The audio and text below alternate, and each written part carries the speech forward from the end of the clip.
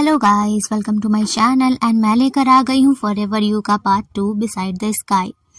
तो चलिए स्टार्ट करते हैं, लेकिन उससे पहले अगर आप मेरे चैनल पर नए हैं तो सब्सक्राइब ज़रूर कीजिएगा। तो एपिसोड के स्टार्टिंग में हम देखते हैं कि टाइफून फा को देखते हुए अपने मन में यही कहता है कि क्या तुम मेरे आसमान बन सकते हो, पर क्या ये मेरे लिए अलाउ भी होगा। और फिर वो शांत होकर उसे देखने लगता है। वहीं फा भी उसे देख रहा होता है एंड तभी फाव से आवाज़ देता है और कहता है कि क्या तुम ठीक हो, मुझे लगा कि तुम शायद मेरी बातों से बोर हो रहे हो। तो फुन कहता है कि नहीं, ऐसा कुछ भी नहीं है और मैं बिल्कुल ठीक हूँ, आप टेंशन मत लीजिए। उसके बाद बारिश रुकने की वजह से वो लोग कहते हैं कि अब चलते हैं और फिर वो लोग कार में आकर बैठते हैं। फिर वो लोग सिग्नल पे रुकते हैं कि तभी वहाँ पर एक बहुत ही खूबसूरत रेसर बाइक आकर रुकती है और वो शख्स अपना हेलमेट हटाता है और वो और कोई नहीं बल्कि जोहान होता है। इस सीरीज़ के फर्स्ट सीज़न के सेकंड कैरेक्टर जोहन, जो कि मेरा मोस्ट फेवरेट कैरेक्टर है। फिर वो विंडो पे टैप करके उससे पूछता है कि तुम कहाँ जा रहे हो, और फिर वो अपना गर्दन हल्का सा नीचे करता है ताकि वो देख सके कि शायद फा के साथ कोई बैठा है। और वो देखता है और वो मुस्कुरा करके बाय बोल उससे चला जाता है। उसके बाद हम देखते हैं कि फ़ोन फा से यही पूछता है कि वो कौन था, क्या वो आपका फ्रेंड था और उसका क्या नाम है। ये सुनकर के वो कहता है कि हाँ, वो मेरा बेस्ट फ्रेंड ही है, जोहन नाम है उसका, और क्या तुम उसमें इंटरेस्टेड हो जो उसका नाम पूछ रहे हो। तो फ़ोन कहता है कि नहीं, ऐसी बात नहीं है, बस मैं जानना चाहता हूँ आपके दोस्तों के बारे में। तभी फा कहता है कि हाँ हाँ समझ गया, लेकिन अगर फिर भी ऐसा कुछ हुआ कि तुम्हें मेरे फ्रेंड्स में से किसी में इंटरेस्ट आया तो तुम मुझे बता सकते हो, लेकिन हाँ, मैं अगर तुम मुझसे पूछो तो मैं कभी भी जोहन को तुम्हारे लिए सजेस्ट नहीं कर सकता, क्योंकि उसकी पर्सनालिटी बहुत अलग है एंड वो लाइक अ प्ले बॉय है। तो वो आखिरी इंसान होगा जो मैं तुम्हें उसे सजेस्ट भी करूँगा। फिर उसे रियलाइज़ होता है कि नहीं, जोहन से भी ज़्यादा एक और शख्स है जो कि ज़्यादा प्ले बॉय है और वो है अरहित। तो वो कहता है कि नहीं, अगर मुझे किसी को सजेस्ट करना भी हुआ तो मैं अपने स्वीट फ्रेंड जिसका नाम हिल है उसे सजेस्ट करूँगा, जो कि फर्स्ट सीज़न का फर्स्ट लीड होता है। और फिर वो दोनों मुस्कुरा करके बातें करने लगते हैं। लेकिन फिर से फा कहता है, पर मुझे अगर किसी को सजेस्ट भी करना रहा तो सबसे पहले मुझे तुम्हारी बहन की परमिशन लेनी होगी ना, फ़ोन की। ये सुन करके टाइफून कहता है कि हाँ, और वो थोड़ा सा अजीब हो जाता है क्योंकि उसे अभी भी यही डर था कि कहीं अगर फा को उसकी बहन के बारे में पता चला तो वो उससे नफरत करने लगेगा। और वो कुछ नहीं बोलता, ऐसे ही देखते देखते उसका घर आ जाता है। वो लोग कार से उतरते हैं, लेकिन तभी टाइफून देखता है कि फिर से उसकी बिल्डिंग की लाइट गई हुई है, जो कि देख करके उसे डर लग रहा होता है। फा समझ जाता है और वो उससे कहता है कि क्यों ना तुम मेरे घर ही रुको, और वैसे भी मुझे ये घर कुछ ठीक नहीं लगता, तो मैं तुम्हारे लिए कोई और घर ढूंढूं क्या। ये सुन करके टाइफून कहता है कि नहीं, डैड कभी अलाउ ही नहीं करेंगे शायद। ये सुन करके कहता है कि नहीं, मैं तुम्हारे डैड से बात कर लूँगा। और ये सुन करके वो काफ़ी खुश हो जाता है। फिर वो फा के घर जाता है। वहाँ पर एक खूबसूरत सा छोटा सा झूला था जो कि किसी घोंसले जैसा था, जिसमें फ़ोन जा कर के बैठ जाता है और फा उसे पानी देता है। फिर वो उसे कहता है कि तुम अपने डैड का नंबर दो, मैं उनसे बात करूँगा। टाइफून डर डर के अपने डैड का नंबर देता है। फिर फा उससे बात करता है। दूसरी साइड से उसका डैड कहता है कि क्या तुम फा बोल रहे हो, और फिर वो थोड़ा ऑकवर्ड हो जाता है और वो कहता है कि आखिर टाइफून ने तुमसे क्या क्या बताया है मेरे घर के बारे में। तो वो कहता है कि कुछ भी नहीं।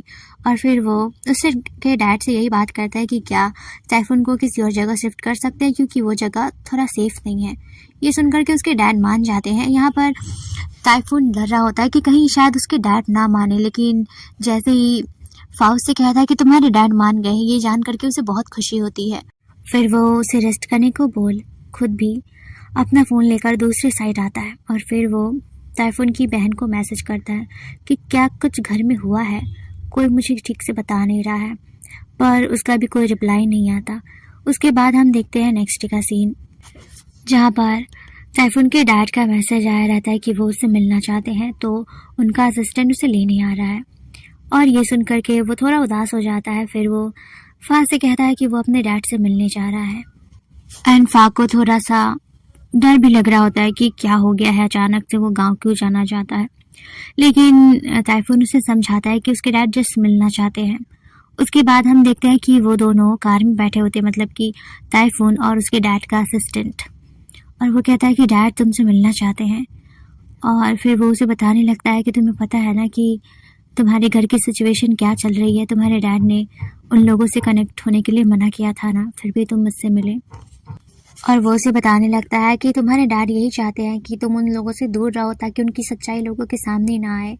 तुम्हें तो पता है ना कि तुम्हारे डैड किसी और औरत के साथ थे और तुम्हारी उस मॉम ने पकड़ लिया था जो कि फ़न की मॉम है। और तुम्हें पता है ना कि तुम असली बेटे किसके हो, तुम्हारी मॉम कोई और है, फ़न की मॉम अलग है। और आजकल जितना कुछ भी चल रहा है तुम्हारे घर में, उन सब का इल्ज़ाम तुम पर लगा हुआ है। ऐसे ही रास्ता भर बातें करते करते वो लोग घर आते हैं।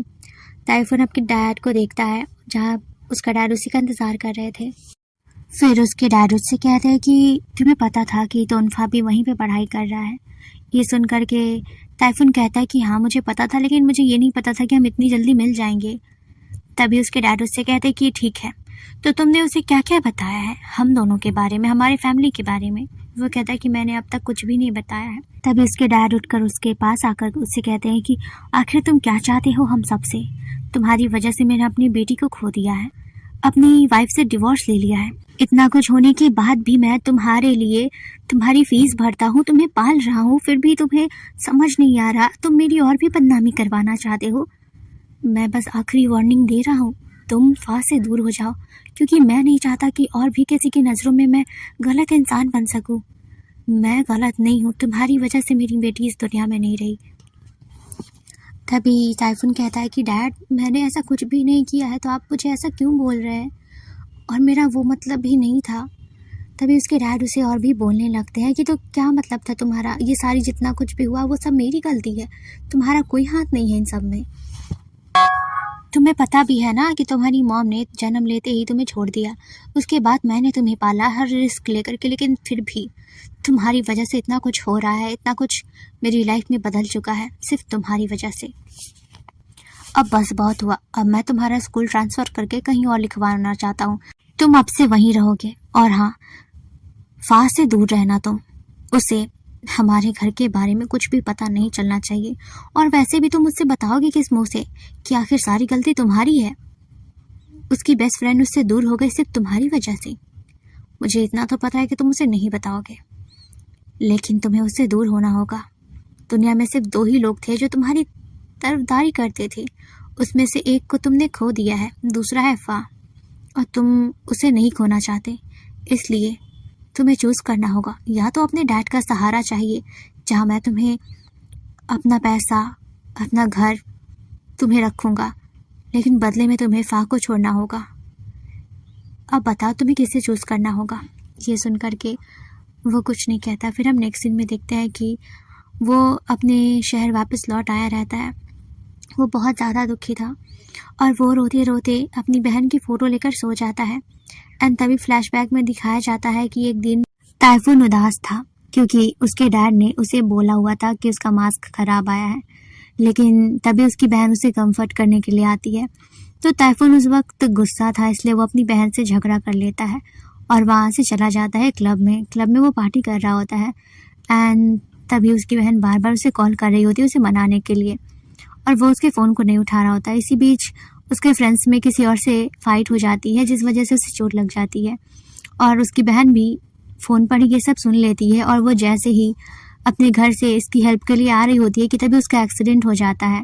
उसके बाद हम नेक्स्ट सीन में देखते हैं कि ताइफून उसकी फ़ोटो के सामने बैठा था। वो बहुत गिल्टी महसूस कर रहा था, उसे लग रहा था कि अगर वो गुस्सा होकर नहीं गया रहता तो आज उसकी बहन उसके साथ होती। सब लोग उसी को ब्लेम करने लगते हैं कि ये सब सिर्फ तुम्हारी वजह से हुआ है, उसके स्टेप मॉम, उसके डैड, और वो कुछ नहीं कर पा रहा था। फिर फ्लैशबैक ख़त्म होता है और वो अपनी बहन की फ़ोटो देखते हुए उठ कर के बैठ जाता है। फिर हम नेक्स्ट सीन में देखते हैं कि फा उसके लिए नया घर ढूंढ लेता है और वो लोग घर देखने जाते हैं। वहाँ पर सब कुछ अच्छा होता है। इसके बाद वो लोग वहाँ पर अपना सामान शिफ्ट करते हैं और वहाँ पर रहने लगते हैं। फा उसकी हेल्प कर ही रहा होता है कि तभी वो फा से कहता है कि फा मुझे डॉक्टर की पढ़ाई करनी है। ये सुनकर के फा को बहुत खुशी होती है और वो उसके पास आता है और वो उसे कंफर्ट करते हुए कहता है कि क्या सच में तुम स्टडी करना चाहते हो? तो वो कहता है कि हाँ। तो फा उससे कहता है कि ठीक है, मैं तुम्हारी हेल्प करूँगा तो मैं ट्यूशन भी पढ़ाऊँगा, लेकिन उसके बदले तुम्हें एक प्रॉमिस करना होगा कि तुम ये स्टडी को कंटिन्यू करोगे, क्योंकि मैंने बहुत से स्टूडेंट्स को देखा है जो कि पहले तो वो लोग एक्साइटेड होकर के इस फॉर्म को फिलअप करके अपना स्टडी स्टार्ट कर देते हैं, लेकिन जैसे ही उन्हें स्टडी हार्ड लगती है वो लोग इस फील्ड को छोड़ करके किसी और फील्ड में जा करके अपना स्टडीज़ कंप्लीट करते हैं। तो तुम ये प्रॉमिस करो कि तुम अपना ये सपना कंप्लीट करोगे। तो वो कहता है कि हाँ बिल्कुल, पर आपको भी ये प्रॉमिस करना होगा कि आप मुझे अपना स्टूडेंट बनाएंगे, आप मुझे ट्यूशन पढ़ाएंगे। तो वो कहता है कि हाँ बिल्कुल। और उसके बाद वो दोनों साथ में अपना वक्त बिताने लगते हैं, साथ में खाते हैं पीते हैं रहते हैं, और वो उसे स्टडीज़ में हेल्प कराता है, उसे ट्यूशन दिलाता है। और इस बीच जो टाइफून होता है वो फ़ा को बहुत प्यार से देख रहा होता है। वो स्टडीज़ पे कम ध्यान देता है, लेकिन वो अपने और फ़ा के मोमेंट्स को बहुत अच्छे से एंजॉय कर रहा होता है, उन सबको अपने यादों में कैद कर रहा होता है कि इसके बाद ये आखिरी चांस है कि वो उसके साथ रहेगा, उसके बाद वो उससे अलग होने वाला है। फिर वो लोग ऐसे ही फ़ोन पे बातें कर रहे होते हैं, बाहर बारिश हो रही होती है। तभी फ़ोन उससे सवाल करता है कि बारिश में लोग कैसे एक दूसरे के साथ रहते होंगे। मान लो अगर कोई ऐसी जगह हो जहाँ पर हमेशा बारिश होती होगी, तो वो लोग कैसे अपनी लाइफ को जीते होंगे। तभी फ़ा उसे बताता है कि दुनिया में एक ऐसी जगह है जहाँ पर हमेशा बारिश होती रहती है, और वो है इंडिया में लद्दाख। और वहाँ पर कभी भी बारिश नहीं रुकती, लेकिन फिर भी वहाँ के लोग उसे अपना नॉर्मल लाइफ बना करके अच्छे से जीते हैं, एंजॉय करते हैं इस लाइफ को। ये सुनकर के वो खुश हो जाता है, उसे बहुत अच्छा लग रहा होता है उससे बात करके। धीरे धीरे उनका जो रिश्ता होता है वो बहुत ज़्यादा मजबूत होते जा रहा होता है। और वहीं टाइफून अंदर ही अंदर इन सब से लड़ रहा होता है कि वो कैसे, जब उसे छोड़कर जाएगा तो कैसे रहेगा, इकलौता ऐसा पर्सन जिससे वो प्यार करता है। उसके बाद वो लोग जगह जगह घूमने जाते हैं, बहुत सारी फ़ोटोज़ लेते हैं, और फिर से टाइफून सभी यादों को अपने कैमरे में कैप्चर कर रहा होता है। उसके बाद वो जब अपने रूम पर आता है तभी उसके डैड का कॉल आता है, और उसके डैड उससे कहते हैं कि तुम्हारा टाइम ख़त्म हुआ, तुम्हें याद तो है ना उस प्रॉमिस के बारे में। फिर फ्लैशबैक में दिखाया जाता है कि जब टाइफून अपने डैड से मिलने गया रहता है तभी उसके डैड उससे कहते हैं कि फ़ा से दूर हो जाओ। टाइफून बहुत रिक्वेस्ट करने के बाद अपने डैड से बस एक ही रिक्वेस्ट करता है कि उसे कुछ दिन के लिए उसके साथ रहने दिया जाए। उसके बाद वो खुद ही फ़ा से अलग होकर के अपने डैड को चूज़ करेगा। तो उसके डैड भी इस शर्त के लिए मान जाते हैं, एंड जब उसके डैड ये फर्स्ट शर्त उसे याद दिलाते हैं तब उसे बहुत ज़्यादा बुरा लग रहा होता है कि सच में उसका इतना जल्दी टाइम ख़त्म हो गया। जिस पर्सन से वो प्यार करता है उससे अब अलग होने वाला है, उसके साथ वो रूड बिहेव भी कर सकता है उससे अलग होने के लिए। फिर नेक्स्ट डे का सीन दिखाया जाता है जहाँ पर फ़ा उसका इंतज़ार कर रहा होता है उसी रेस्टोरेंट में जहाँ पर वो उसे हमेशा पढ़ाया करता था, लेकिन वहाँ पर वो फ़ोन नहीं आता। वो फ़ोन बाहर से खड़ा होकर के फ़ा को ही देख रहा होता है, एंड धीरे धीरे अब वो फ़ा को इग्नोर करने लगा था। फ़ा उसके डायरेक्ट घर चला जाता है। जब वो उसे वहाँ पर देखता है तो उसे इग्नोर करके जाने लगता है, लेकिन तभी वो उससे बात करना चाहता था। वो लोग एक रेस्टोरेंट में आते हैं और वो लोग साथ में बैठे होते हैं। फ़ा उससे कहता है कि तुम कुछ खाते क्यों नहीं, खा लो, लेकिन तभी वहाँ पर फ़ोन ऐसे रिएक्ट करता है जैसे वो अजनबी हो, और वो कहता है कि मुझे नहीं खाना, मैंने बोला ना। और ये सुन कर के फ़ा को बुरा लगता है कि क्या उसके बिहेवियर ने उसे हर्ट कर दिया है, लेकिन ऐसा कुछ भी नहीं था। उसके बाद वो उससे सॉरी भी कहता है बिना कोई गलती के, और वहीं टाइफून को भी बुरा लग रहा होता है अपने प्यार को इस हालत में देख करके। फ़ा को कुछ भी रीज़न नहीं पता था कि आखिर टाइफून उसे इग्नोर क्यों कर रहा है, और ना ही टाइफून उसे अपना रीज़न बता रहा होता है। ऐसे ही धीरे धीरे टाइम पास हो रहा होता है, और फ़ा और फुन दोनों अब अलग अलग रहने लगे थे, अपनी लाइफ को जी रहे थे, लेकिन खुश नहीं थे दोनों अपनी लाइफ में। वहीं जोहन का बर्थडे होता है तो सभी दोस्त साथ में सेलिब्रेट कर रहे होते हैं।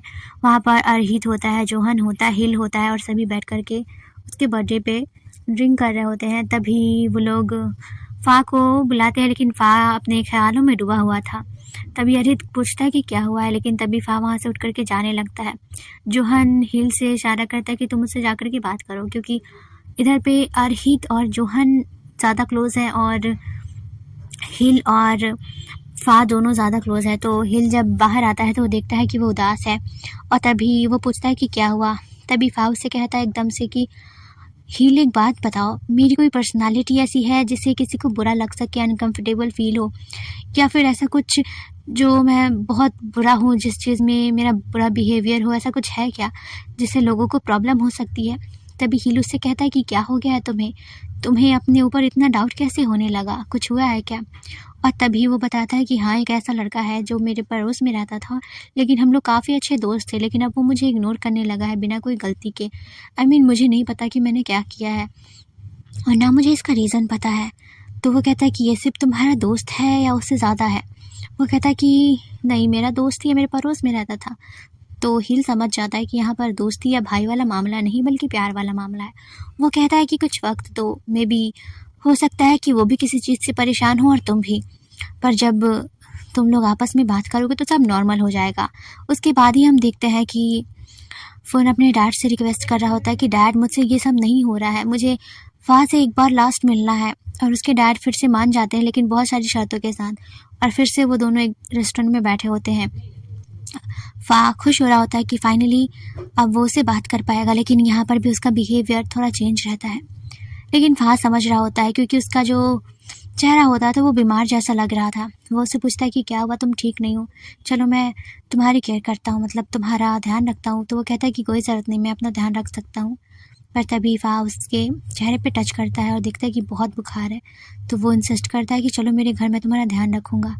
उसके बाद वो उसके घर आ जाता है, फिर वो उसके बर्फ़ की पट्टी करता है, उसे दवाई दे कर के सुलाने को कहता है और फिर अपना स्टडी करने लगता है। वही फ़ुन भी ये सब बहुत प्यार से देख रहा होता है। फिर वो यही बोलता है कि बस आज रात, उसके बाद हम फिर कभी नहीं मिलेंगे। और फिर वो उसे बस देखता रह जाता है। फिर अचानक जब उसकी आँख खुलती है तो वो देखता है कि फ़ाह उसकी आँखों के सामने नहीं है और वो थोड़ा सोच में पड़ जाता है। लेकिन जैसे वो पलटता है तो वो देखता है कि उसके बगल में वो नींद में सोया हुआ है। वो उसे देखता है, वो कहता है कि अब टाइम आ गया है गुड बाय कहने का, और फिर वो उसे गुड बाय बोल करके चला जाता है। और जब फ़ाह की आँख खुलती है तो वहाँ पर फ़ुन नहीं था और वो घबरा जाता है, लेकिन वो उसके घर आता है। और जब वो देखता है कि फ़ोन उसके लिए दरवाज़ा नहीं खोल रहा है तो वो दरवाजे पे खड़े होकर ही उससे पूछता है कि क्या हो गया है फ़ाह, तुम मुझसे नाराज़ हो क्या, बताओ ना फ़ोन। लेकिन फ़ोन कुछ नहीं बोल रहा होता है। तब फ़ाह कहता है कि क्या तुम मुझसे इतनी नफ़रत करते हो कि तुम दरवाज़ा तक नहीं खोल सकते? तभी टाइफून अपने आप को कंट्रोल करते हुए कहता है कि प्लीज़ आप यहाँ से चले जाइए, आप बहुत अननोइंग हैं, मुझे आपके साथ नहीं रहना, आप सच में बहुत अजीब है, बहुत ज़्यादा। और ये सुनने के बाद फ़ाह को अच्छा नहीं लगता और वो वहाँ से चला जाता है। उसके जाते ही फ़ोन रोने लगता है और ये एपिसोड यहीं पे ख़त्म हो जाता है। आई होप आप लोगों को मेरा एक्सप्लेन करना अच्छा लगा हो। तो मिलते हैं नेक्स्ट एपिसोड में, बाय बाय।